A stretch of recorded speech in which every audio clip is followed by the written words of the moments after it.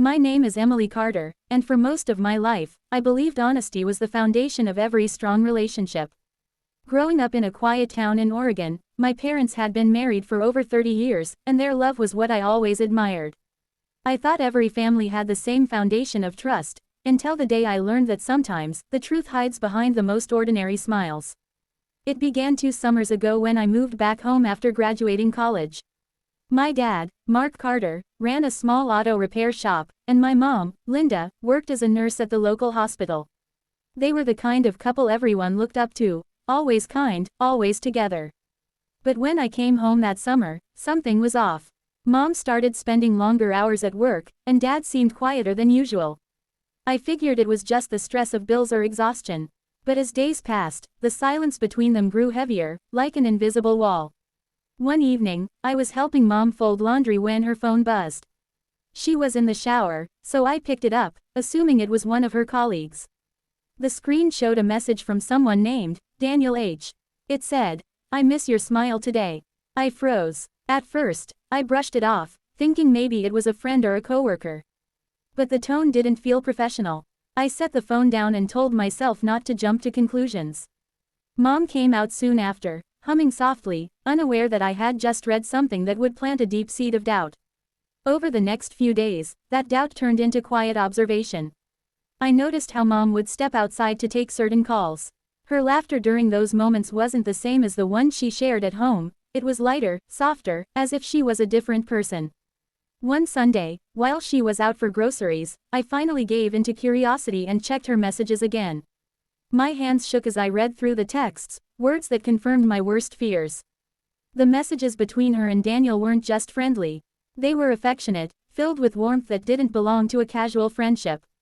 I felt my world shift. Mom, the woman who taught me about loyalty, who told me that honesty was everything, was hiding something enormous. I wanted to confront her immediately, but fear held me back. What if I was wrong? What if this destroyed our family? For a week, I carried that secret like a stone in my chest. I couldn't sleep, couldn't eat properly, and I began to notice Dad's growing sadness. He'd stare at the dinner table long after she left for work, pretending to watch TV but never really paying attention. One night, Dad came into my room and said quietly, "You've noticed it too, haven't you?" My breath caught. He didn't need to explain. "I'm not blind," he continued. But I was hoping she'd stop on her own. Tears welled up in my eyes. I had never seen my father look so defeated. He wasn't angry, just broken. I wanted to comfort him, but words failed. That night, I realized how fragile love could be when truth was missing. A few days later, Mom came home early. Dad asked her to sit down. The air in the living room was heavy with unspoken words. He looked her in the eye and said, "Linda, I know."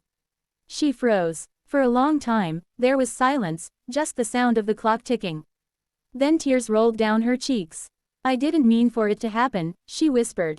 "It started when I felt lonely. I thought you didn't see me anymore." Her confession wasn't angry or defensive, it was filled with regret. Dad's eyes glistened, but his voice was calm. "I see you, Linda.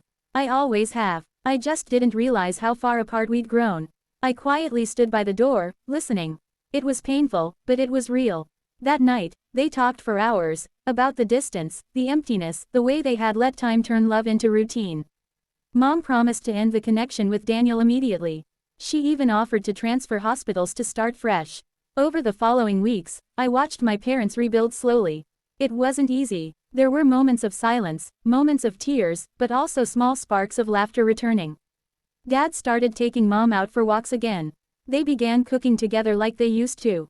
And one evening, I saw Dad holding her hand again while watching TV. For the first time, I understood that forgiveness isn't about forgetting, it's about choosing to move forward with hope. That summer changed everything for me. It showed me that even good people can make painful mistakes. Love isn't perfect, and sometimes, the strongest bonds are those that have been tested and mended. Months later, Mom told me, "Emily, sometimes people lose their way, not because they stop loving, but because they forget to communicate." Those words stayed with me. When I left for my new job in Seattle, I hugged them both tight. The family I thought was breaking apart had found its way back, stronger, more honest, and more human than ever. And as for me, I learned that truth, no matter how painful, is always better than silence. Because silence hides, but truth heals.